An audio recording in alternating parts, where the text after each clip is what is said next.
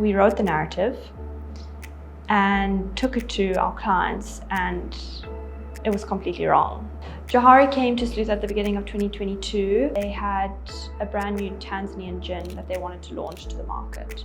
What they had already was a logo and an idea of what they wanted their brand to look like, and they had the product obviously, but they didn't have a story to tell and a way to get that out to the people of Tanzania. It was actually Tanzania's first locally grown, distilled and produced gin. The Tanzanian drinking space is quite an interesting one because it was a market pretty heavily dominated by whiskey and beer.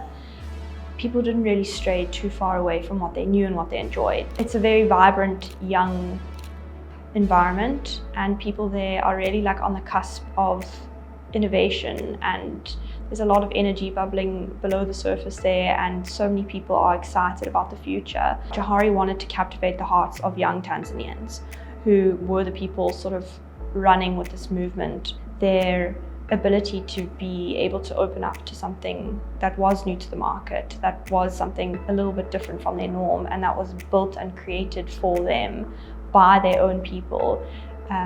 It would be a product that they'd sort of welcome with open arms.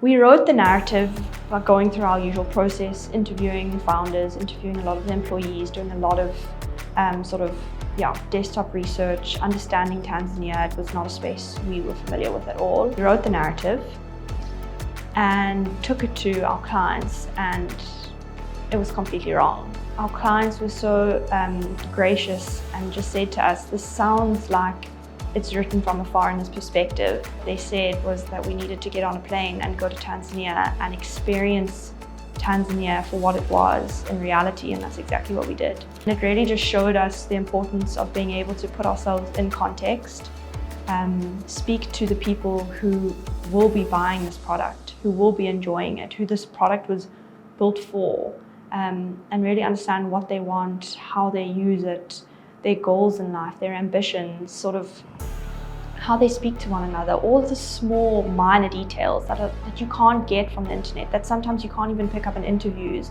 The only way you can actually collect those insights is by watching people and by seeing how they behave, seeing sort of the decisions that they make when they are in different environments, and going to Tanzania and literally getting our hands dirty in the middle of Salaam was how we were able to come home and write a narrative that actually stuck and helped us essentially get Johari into the Tanzania market.